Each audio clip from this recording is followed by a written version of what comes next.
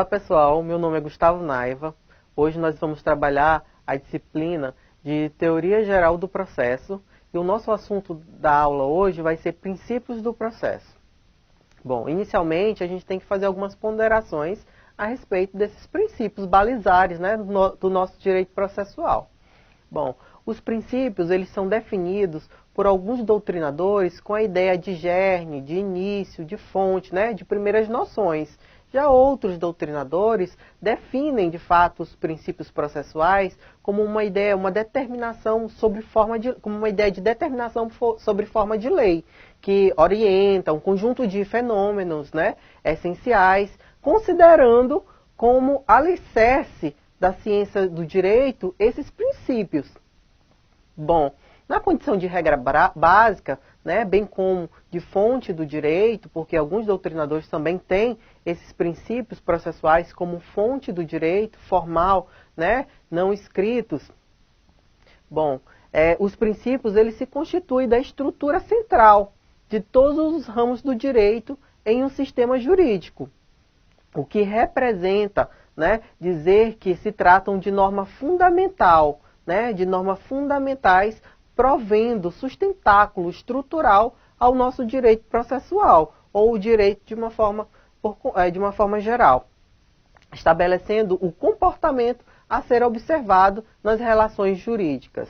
Ou seja, assim como as fontes do direito, né, os princípios processuais, ele tem essa função, né, orientadora, né, essa função de suporte estrutural ao nosso direito processual. Ah, professor, os princípios processuais também não são tidos como fonte do direito? Sim, eles são tidos como fonte do direito, né? Lá a gente, na disciplina de Introdução ao Estudo do Direito, a gente vê, né, que os princípios, por alguns doutrinadores, eles são tidos como fonte formal, né, do direito. A gente vai trabalhar na nossa aula dois princípios, né, estruturais do nosso direito processual. Aquele que vai permitir, inicialmente a gente vai trabalhar com um princípio que vai permitir o acesso à justiça e um outro princípio que vai permitir que, ao acessar a justiça, eu tenha uma decisão justa e imparcial, né, por meio do julgador. Bom, o nosso primeiro princípio é o princípio do acesso à justiça, né? Também conhecido como princípio da inafastabilidade da jurisdição. Ele trata-se de um direito de ação em sentido amplo. Bom, o que quer dizer isso, professor? Bom, basicamente dizer que o princípio de acesso à justiça ele é uma garantia, né, fundamental. Ele está lá na nossa Constituição Federal e ele é uma garantia fundamental do processo, né, que obriga o Poder Judiciário a examinar e a responder toda e qualquer pretensão de qualquer pessoa. Então, afastando qualquer limitação dessa forma do acesso, né, jurisdicional. Bom, a gente vai a um exemplo agora. Vamos imaginar que Joãozinho ele mora na zona rural de uma cidade qualquer. Bom, Joãozinho tem 10 hectares de terreno, né? Ele tem lá um terreno que tem, né, a dimensão de 10 hectares. Ele tem um vizinho que tem apenas 1 hectare. Determinado período de tempo, Joãozinho faz plantações nesse terreno. E a parte que faz fronteira com o terreno do vizinho, Joãozinho de fato não utiliza, né? Ele acha que aquela parte, nesse momento, não está servindo para ele, né? Para plantio, que o solo lá é muito árido. Então, de fato, Joãozinho não tem interesse em cultivar naquela parte do terreno. O vizinho, ao observar aquela situação, ele diz, poxa, Joãozinho não está utilizando. Então, quer dizer que eu estou precisando daquela área para montar um assentamento, né? Eu quero lá fazer um assentamento naquele terreno. Então, eu vou adentrar 40 metros do terreno de Joãozinho. E Joãozinho, então ele assim faz. Joãozinho passa uma semana, Joãozinho ressaltando que é possuidor e proprietário, né, legal daquela área. Passou-se uma semana, Joãozinho percebeu que foi construído um assentamento em parte do seu terreno.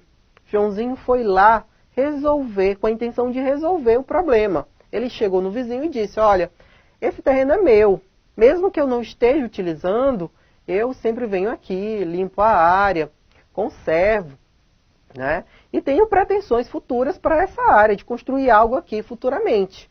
O vizinho não entende e diz, não, você não estava utilizando. Eu derrubei a cerca de arame farpado, construí outra cerca e agora estou utilizando essa área em meu benefício, né? Eu construí aqui um assentamento, eu tive um gasto ao construir esse assentamento. Joãozinho pensa em duas possibilidades. A primeira possibilidade é em fazer justiça com as próprias mãos, né? Ele diz, não, eu vou pegar um trator e vou derrubar todo aquele assentamento e levar junto com ele todo e qualquer tipo de construção. Vou tirar a força, vou utilizar a força e vou tirar, de fato, aquela pessoa do meu terreno. Vou mostrar para ele que eu sou o dono. Só que Joãozinho lembra do princípio do acesso à justiça, né? Que é por meio desse princípio que é possível compreender que a autossatisfação dos interesses individuais, conhecidos também como justiça com as próprias mãos, é proibida no Brasil. Ou seja, em caso de violação de algum direito, Joãozinho, né, ele não tem que de fato fazer justiça com as próprias mãos. Ele tem que ir lá e levar o seu problema para o judiciário e o judiciário vai lhe dar uma resposta, vai apreciar a causa e com base na lei vai resolver o problema. Então, esse direito, ele é garantido a Joãozinho e ele está previsto, né, na nossa Constituição Federal e também no nosso Código de Processo Civil de 2015. É lá no artigo 5º, no inciso 35 da Constituição Federal, que diz que a lei ela não excluirá, né, da apreciação do Poder Judiciário lesão ou ameaça a direito. Né? Lá no artigo 3º do CPC, ela diz não se excluirá da apreciação do jurisdicional ameaça ou lesão a direito. Então, Joãozinho, que estava na dúvida se poderia ou não levar o problema à justiça, né, ao judiciário, para ver se haveria uma resposta, ao tomar conhecimento desses dispositivos legais, ele já, de fato, raciocina, eu posso sim levar o meu problema ao judiciário e ter uma resposta a respeito daquilo, né? Uma resposta justa, isenta. Então, com base no artigo 5º da Constituição Federal, no seu inciso 35, e lá no artigo 3º do CPC, Joãozinho tem o seu direito garantido de levar aquele problema, aquela lide ao judiciário e ser resolvida com base na lei, sem precisar fazer justiça, né, com as próprias mãos. Esse princípio, ele possibilita que todos reivindiquem, né, seus direitos e busca garantir uma atuação irrestrita do Estado para que as medidas necessárias sejam tomadas caso ocorra a violação ou ameaça de algum direito ou garantia do cidadão.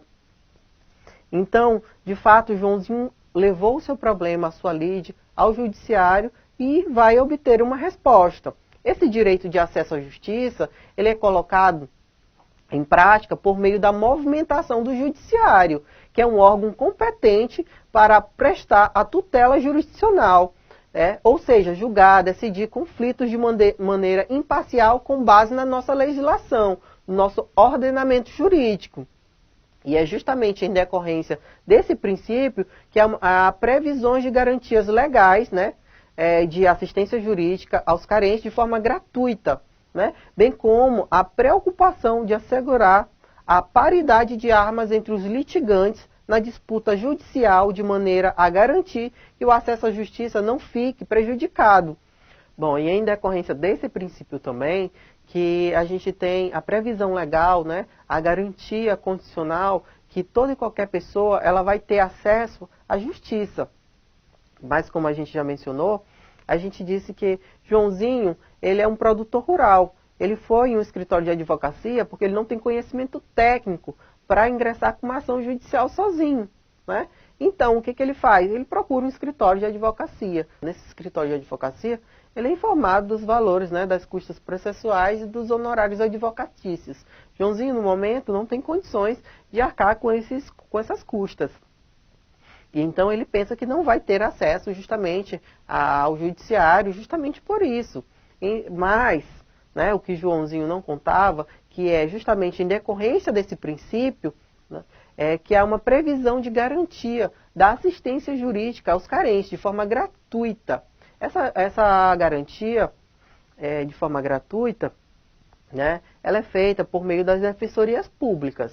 Né? Então, as pessoas que de fato não têm condições de arcar com as custas processuais ou de pagar os honorários advocatícios, eles têm, né, acesso aí às defensorias, bem como a preocupação de assegurar a paridade de armas entre os litigantes na disputa judicial, de maneira a garantir que o acesso à justiça não fique prejudicado. Além, né, desse acesso à justiça de forma gratuita, Joãozinho ele ganha uma paridade de armas para poder disputar, né, de forma igualitária com a outra parte, com o réu, com o invasor lá do terreno dele.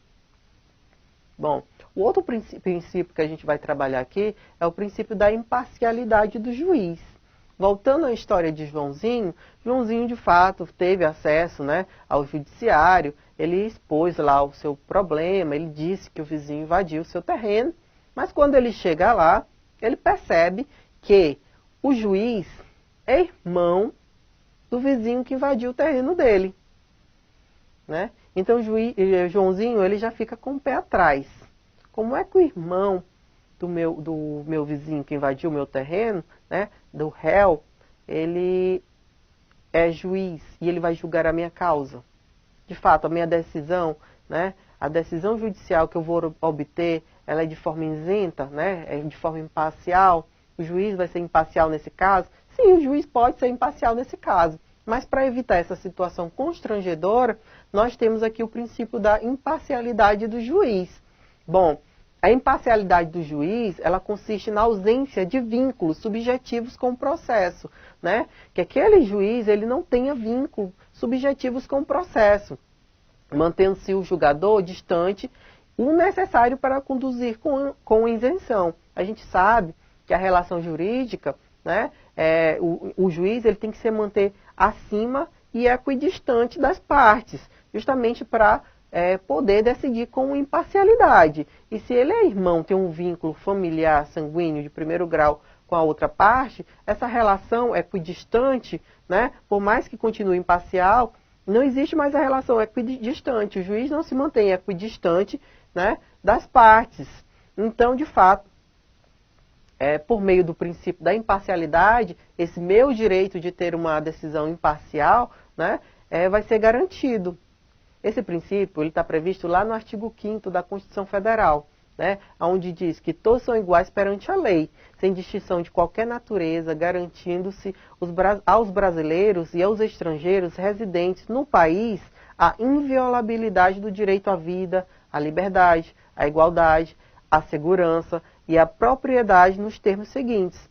Aí nós temos aqui o inciso 37, onde diz não haverá juízo ou tribunal de exceção, e o inciso, né, 53, onde diz ninguém será processado nem sentenciado senão por autoridade competente.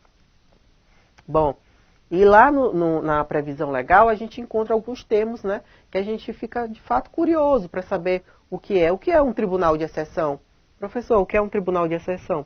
Bom, vamos imaginar que o irmão lá da outra parte, o juiz, o julgador, né, que está lá na relação jurídica com o Joãozinho, ele simplesmente cria um tribunal ou um juízo justamente para julgar aquela lide, né? Posteriormente ao fato, é criado um tribunal para julgar aquela lide.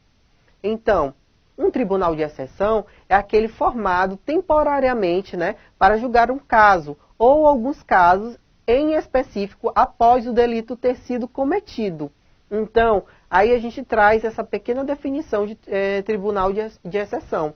Né? É um tribunal que foi criado após o fato, justamente para julgá-lo. Professor, e qual é o problema dos tribunais de exceção?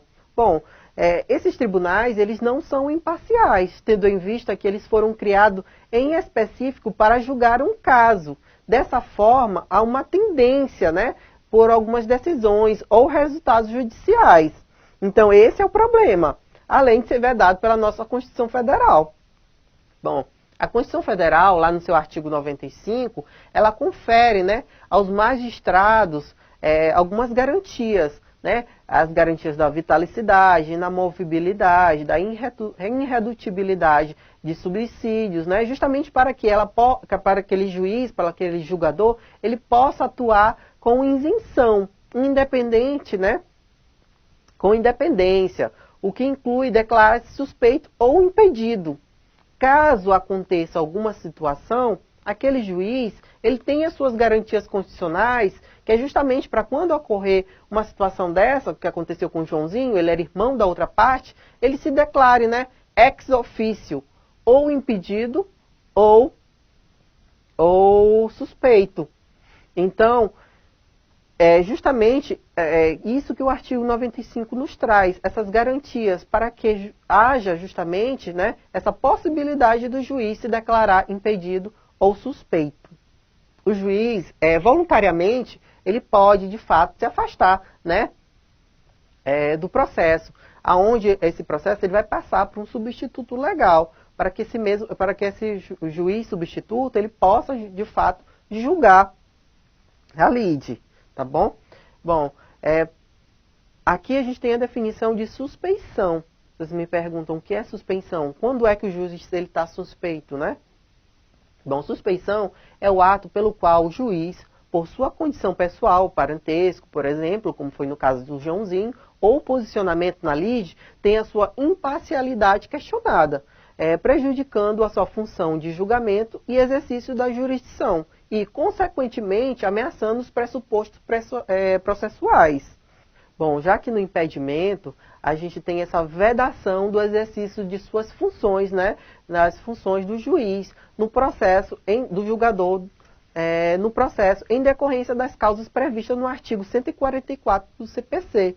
Lá no artigo 144 do Código de Processo Civil, a gente tem, né, elencados algumas causas de impedimento.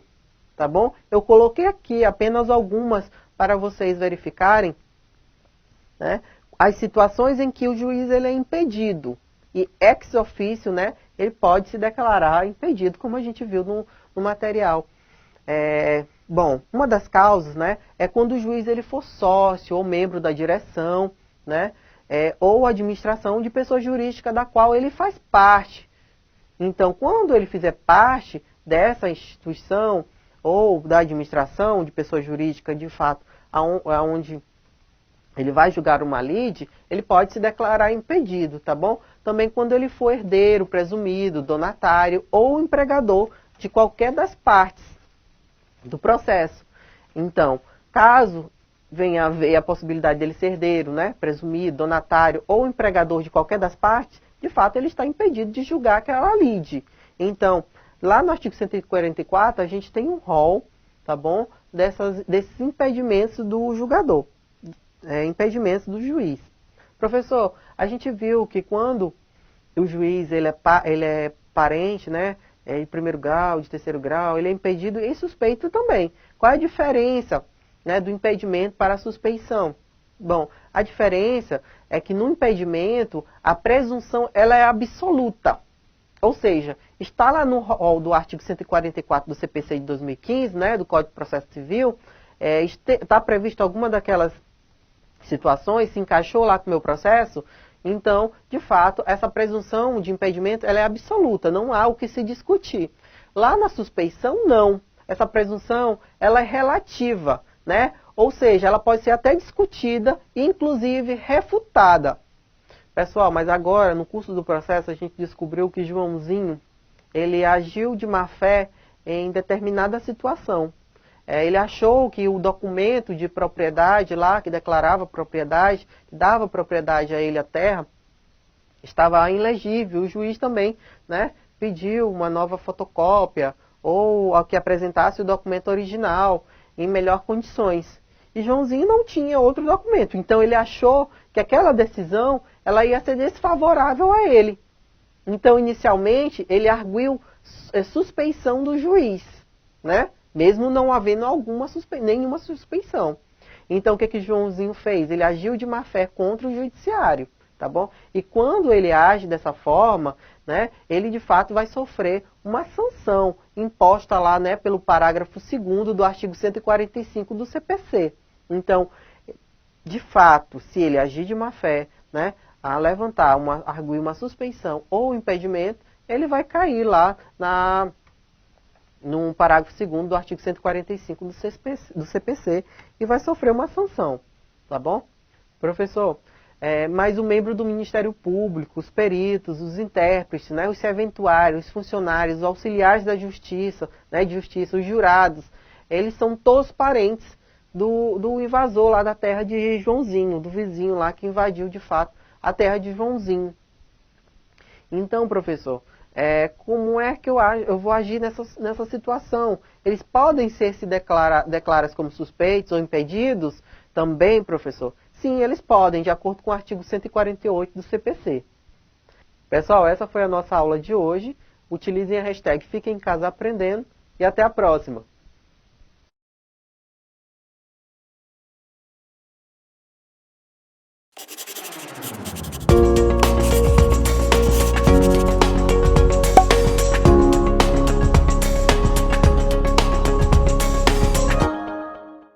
Olá pessoal, meu nome é Gustavo Naiva, sou professor de Teoria Geral do Processo e hoje vamos dar continuidade à nossa aula de princípios processuais. Hoje vamos falar de dois princípios processuais, é o princípio do contraditório e da ampla defesa e o outro princípio que iremos trabalhar é justamente o princípio do duplo grau de jurisdição, né? Um direito inerente dos cidadãos de ter a sua lide reanalisada de acordo com a sentença. Se a sentença foi desfavorável ou a outra parte, o autor ou o réu, de fato, não concordaram com aquela decisão, não acharam que a decisão seria justa, eles podem ter, sim, a sua sentença, o seu processo reanalisado, né, por um outro grau de jurisdição, um grau de jurisdição superior. Inicialmente, vamos falar aqui do princípio do contraditório e da ampla defesa. Bom, o princípio do contraditório e da ampla defesa, em direito processual, é um princípio, né, jurídico fundamental do processo judicial moderno. Ele exprime a garantia de que ninguém pode sofrer os efeitos de uma sentença sem, de fato, né, ter tido a possibilidade de ser parte nesse processo do qual está provendo. Ou seja, sem ter tido a possibilidade de uma efetiva participação na formação da decisão judicial. Ou o direito, na verdade, o direito de defesa, né? Sem ter tido o direito de defesa, aquela pessoa, de fato, não pode sofrer os efeitos de uma sentença. Bom, temos um exemplo, vamos exemplificar essa situação com vamos dizer que uma senhora de 65 anos, de fato, recebe um benefício de aposentadoria, né, por idade, lá pelo regime geral da Previdência, do INSS, e em determinado momento ela contratou um benefício, né, contratou um empréstimo consignado com um determinado banco. Bom, essa senhora, ela foi lá, falou com o gerente, viu as possibilidades, concordou, né, com os termos contratuais lá do empréstimo consignado e aceitou. Ela fez o uso do dinheiro, o dinheiro foi depositado em sua conta, ela fez o uso do dinheiro. Passando um determinado tempo, aquela senhora, ela viu que a parcela que ela pagaria do empréstimo consignado ficaria muito pesada. Ela não teria condições de arcar com todas as suas despesas, né, eventuais e pagar o empréstimo. Então aquilo dali para ela foi prejudicial. Ela fez em determinado momento, mas depois ela analisou e foi prejudicial. Então, ela decide ingressar com uma ação processual, né, ingressar no judiciário, dizer que de fato o empréstimo consignado ele foi fraudulento, né? Então o juiz, ele acolhe, ele vê lá, de fato, que a petição inicial, ela está de acordo, né, com ela tem todos os pressupostos processuais e que, de fato, aquela senhora, ao analisar a lide, a pretensão dela, que aquela senhora ela está correta, que o banco, de fato, né, aceitou um empréstimo fraudulento, consignou um empréstimo fraudulento. Ele deixou de ouvir a outra parte e assim sentenciou o processo. Então, de fato, o banco, ele não pode sofrer, a pessoa jurídica, ele não pode sofrer, né, os efeitos de uma sentença sem ter tido a oportunidade de ser parte no processo. Então, por isso, em todo o processo contencioso, há pelo menos duas partes, para que de fato não aconteça, né, essa situação. Num processo contencioso, há pelo menos duas partes, o autor e o réu. O autor, que é o demandante, que instaura a relação processual, né, invocando a tutela jurisdicional, Mas acontece o fato que a relação processual só se completa, de fato, né, e se põe-se em condições de preparar o provimento judicial com o chamamento do réu a juízo. Em decorrência disso, né, esse princípio ele implica a necessidade de uma dualidade de partes que sustentam posições jurídicas opostas entre si, de modo que o tribunal encarregado de instruir o caso, né, e proferir a sentença não assume nenhuma posição no litígio, ele limitando-se a julgar de maneira imparcial segundo as pretensões alegadas das partes. As partes, o autor e o réu, em relação ao juízo, eles atuam, de fato, como colaboradores necessários, né? Eles trazem provas e alegações, né, a juízo, onde o juiz vai analisar, né, e julgar de acordo com as provas, de acordo com as alegações. Então, assim, o princípio do contraditório é um corolário, né, do princípio do devido processo legal. Ele significa que todo acusado ele terá o direito de resposta contra a acusação que lhe foi feita, utilizando, para tanto, todos os meios de defesa admitidos no direito, né? Então, desse princípio, na verdade, se depreende-se, né, duas exigências. A primeira é que as partes elas têm, na verdade, que tomar ciência de todos os atos praticados no processo, né? Os litigantes no processo, eles devem saber de tudo o que ocorre nele. Logo, quando o autor ele exerce o seu direito de ação perante o judiciário, o réu tem o direito de ser informado, né? Então, o juiz, quando o autor ele vai lá, vamos dizer o caso da senhora, né, de 65 anos, que contratou lá o empréstimo consignado e depois viu que, de fato, ela não poderia arcar com aquela parcela daquele empréstimo. O juiz, ele deveria, de fato, ter, né, notificado a parte, a pessoa jurídica, o banco, e a partir dessa notificação, né, de acordo com o artigo 238 do Código de Processo Civil, de 2015, a parte, né, o réu, ele teria um prazo de 15 dias para contestar, né, aquelas pretensões iniciais alegadas, né, pelo autor, pela senhora lá. Então, de fato, né, o juiz ele precisa oferecer essa possibilidade jurídica para outra parte, tanto que ele tome ciência, né, para que ele tome ciência do ato, né, do processo, tanto para que ele possa se defender, para que ele possa apresentar a contestação no devido prazo legal, de acordo com o artigo 335 do Código de Processo Civil de 2015. Bom, a segunda desdobramento, né, a segunda exigência de fato desse princípio é que ambas as partes se manifestem, né, no processo, que eles tenham a possibilidade de se manifestar.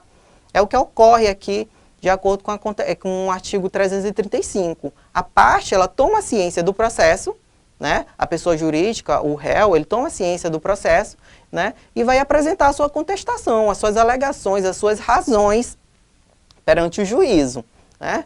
Então, ao tomar conhecimento, né, o juiz também deve oferecer essa possibilidade de manifestação no processo, né, para que as partes elas apresentem suas razões, as suas pretensões, né, que se oponham ao apresentado pelo adversário, que ele contradite, de fato, o que o adversário, o que o autor da ação alegou na inicial. Bom, esse princípio está previsto lá no CPC de 2015, no artigo 9º e no artigo 10. O artigo 9º diz que não se proferirá decisão contra uma das partes sem que ela seja previamente ouvida. Então, aquela parte, né, ela precisa ser informada que, de fato, há um processo, dos atos processuais, né, e que seja oportuno para ela, seja oportunizado para ela a defesa, que ela possa se defender. Bom, no artigo 10 já diz que o juiz ele não pode decidir em grau algum de jurisdição. Mesmo que seja em segunda instância, o juiz ele não pode decidir, de fato, né, sem ouvir as partes e sem oferecer a oportunidade de defesa para a parte, com base em fundamento a respeito do qual não se tenha dado às partes a oportunidade de se manifestar, ainda que se trate de matéria sobre a qual deva decidir de ofício. Mesmo naquelas situações em que o juiz ele deve, né, de fato, decidir de ofício, ele tem que oferecer, de fato, a oportunidade para a parte contraditar a outra.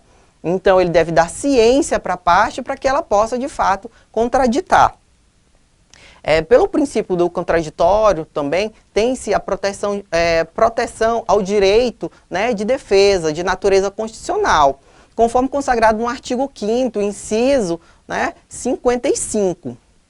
Aos litigantes em processo judicial ou administrativo e aos acusados em geral são assegurados o contraditório e a ampla defesa, com os meios, né, e recursos a eles inerentes. Certo, professor, o senhor já falou lá que, de fato, né, do contraditório, mas e a ampla defesa? O senhor pode exemplificar para a gente?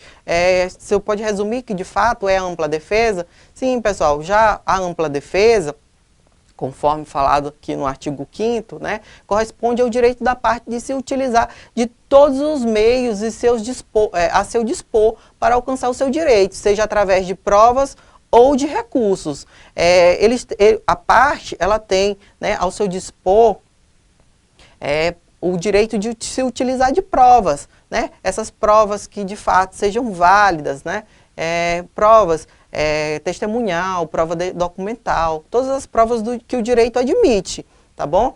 E já lá na última fase processual, já lá na sentença, foi dada uma sentença e a parte de fato não concordou, não achou justa. Então ele pode de fato subir um recurso. Isso também reflete, né, o princípio do duplo grau de jurisdição, que a gente vai ver mais à frente.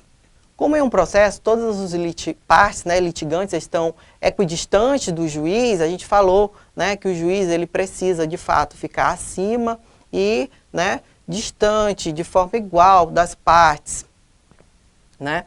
Ou seja, está em pé de igualdade. Tudo que uma parte afirma, a outra poderá contraditar. Então, toda oportunidade probatória deferida para uma parte será deferida para outra também. Então, o mesmo direito que uma tem, de fato, de alegar algo, a outra tem o direito de contraditar, tá bom? Embora conceitualmente diferente esse princípio do contraditório e da ampla defesa, esses dois princípios se completam, né? Conspirando para o surgimento da única verdade que interessa para o processo, a verdade processualmente válida. Então, o processo, a gente sabe que ele busca, né, a verdade processualmente válida. Então, de acordo com esses dois princípios, né, utilizando-se desses dois princípios, a gente pode, em pé de igualdade, dar a oportunidade das partes se defenderem, né, das alegações, contraditar as alegações da outra parte e dar ciência dos atos. Como é que ele vai se defender de algo que ele não sabe, né? Então, aí cai o caso daquela senhora lá de 65 anos, né, que entrou lá com um processo contra o banco, mesmo sabendo que estava errada, que ela aceitou os termos contratuais, ela entrou e o juiz lá sentenciou. Isso é um caso hipotético, geralmente não acontece, né? Mas é só para exemplificar. Se de fato o juiz tivesse acolhido todos os pedidos da iniciais e não dado ciência ao banco e a oportunidade dele contraditar, de se defender, né, ele estaria ferindo, né, o princípio da ampla defesa, do contraditório, ou do contraditório da ampla defesa, como a maioria conhece. Bom, agora nós vamos falar a respeito do princípio do duplo grau de jurisdição. Professor, eu tive uma sentença injusta, né? Eu pedi 4 coisas na inicial. Fiz 4 pedidos na inicial, mas o juiz só me deu 2, né? Ele entendeu que de fato eu só teria direito a 2, né? Eu pedi indenização por danos morais, eu pedi indenização por danos materiais, psicológicos, né? E pedi também uma possível, né, indenização, né, pelos danos sofridos ao decorrer do processo, né? Uma reparação. Mas o juiz só entendeu que eu tinha direito de fato, aos danos morais, né, e a danos materiais. Então, eu posso ter uma reanálise do meu processo? Eu posso pedir uma reanálise do meu processo? Sim, você pode pedir uma reanálise do seu processo. Graças ao princípio do duplo grau de jurisdição, você vai ter a oportunidade de ter o seu processo, a sua sentença reanalisada, né, por um grau superior, né? Ou seja, o juiz, o ACO, que é o que proferiu a decisão inicial, ele vai submeter a sua decisão, né, a uma reanálise pelo juízo adquém, ou seja, o outro grau, né, de jurisdição, um grau superior de jurisdição. Bom, o princípio do duplo grau de jurisdição é um princípio que possibilita, como falado, o direito à revisão de uma decisão, que quase sempre é feita a pedido da parte vencida ou insatisfeita. Assim, através dele, a parte que não concorda com a decisão proferida em primeiro grau, poderá interpor um recurso com o objetivo de que aquele processo ele tenha um novo julgamento, né? E que a segunda decisão que seja, na verdade, mais favorável a ele. Então, esse princípio, ele está expresso não de forma explícita, mas de forma implícita na Constituição Federal, lá no artigo 5º, no inciso 55. Aos litigantes em um processo judicial ou administrativo e aos acusados em geral, são assegurados o contraditório e a ampla defesa, com os meios e os recursos a ela inerente. Quando ele fala de recurso, ele dá a possibilidade jurídica de uma reanálise. E quem faz essa reanálise é justamente, né, a jurisdição superior, o outro grau. Então, é uma possibilidade de reanálise por um órgão colegiado daquela decisão monocrática, né? Então, o principal fundamento para a manutenção do princípio é justamente de natureza política, porque nenhum ato estatal pode ficar sem controle. Então, a gente tem essa garantia, né, constitucional, essa segurança jurídica, que aquele ato proferido, que aquela sentença proferida pelo juiz ou ACO, ela poderá, de fato, ser analisada, né? A possibilidade de que as decisões judiciais venham a ser analisadas por um outro órgão, né, assegura que as equivocadas sejam revistas. Ou seja, se aquela decisão, de fato, lá do juiz ou ACO, ela foi equivocada, então, o juiz adquém, ele pode, de fato, né, revisar aquela decisão para que possamos, de fato, ter uma sentença justa, imparcial, né, para que a gente possa chegar na verdade processual. Além disso, imbui o juiz de maior responsabilidade. Aquele juiz que proferia a decisão, né, ele está proferindo uma decisão, mas ele sabe que, de fato, aquela decisão que ele proferiu, ela pode ser reanalisada por um colegiado. Então, ele vai ter mais responsabilidade em sentenciar, pois ele sabe que a sua decisão será submetida a uma nova apreciação. Aquela decisão dele não vai ser definitiva, ele não vai resolver para sempre, como o pessoal fala, né? Aquela decisão, ela vai ser passível de recurso, de apelação ou de um recurso ordinário, de acordo, né, com o processo. Bom, como regra, o duplo grau de jurisdição depende da provocação do interessado, ressalvando, né, a remessa necessária. Professor, o juiz de ofício, ele pode, de fato, olha, minha decisão ela não foi justa, eu acho que eu me equivoquei aqui, então eu posso subir um recurso e mandar aquela sentença para um outro grau de jurisdição, né, para uma reanálise lá do Tribunal de Justiça. Não, o juiz não pode. Isso é atribuição das partes, né? Quem de fato achar que a sentença ela é injusta, ele pode sim, de fato, né, entrar com um recurso para que aquela decisão ela possa ser revista por um outro órgão e assim chegar a uma decisão mais favorável a ele ou não. Nem sempre um recurso, né, a parte que entra com recurso, ela de fato vai obter sucesso. Às vezes, né, aquela decisão judicial lá do juiz ACO, ela foi acertada, tá bom? Pessoal, essa foi a nossa aula de hoje. Utilizem a nossa hashtag Fique em Casa Aprendendo. Até a próxima. Tchau!